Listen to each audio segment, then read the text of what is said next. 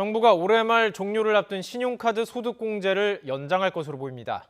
다만 소득 수준에 따라 공제폭은 조정될 것으로 알려졌습니다. 일부 계층은 혜택이 줄어들 전망입니다. 고한석 기자가 보도합니다. 지난 1999년 4년 한시법으로 도입된 신용카드 소득공제는 무려 6차례 기간이 연장되며 지금까지 17년째 이어지고 있습니다.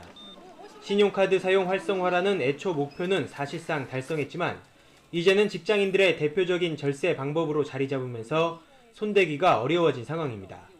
이 때문에 정부는 조만간 발표할 세법 개정안을 통해 올해 말 종료되는 카드 공제를 다시 2년 연장하는 쪽으로 가닥을 잡았습니다.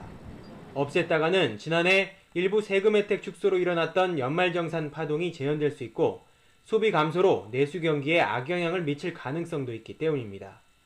다만 돈을 많이 벌수록 혜택도 커지는 구조를 바꾸기 위해 고소득자일수록 공제율을 줄이는 방식으로 제도를 조정할 것으로 보입니다.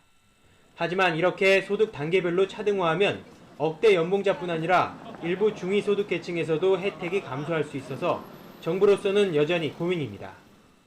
고려하고 토의하고 해서 결정을 할 필요가 있다고 생각을 합니다. 이와 함께 정부는 지난 2014년 기업의 이익이 임금 상승과 배당 수익 확대로 이어지게 한다며 만든 기업소득 환류세제도 손보기로 했습니다. 기업이 배당만 늘리고 정작 근로자 임금은 안 올려서 주주들의 배만 불렸다는 비판 때문입니다.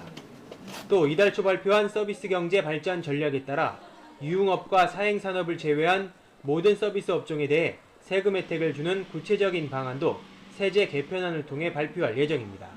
YTN 고한석입니다.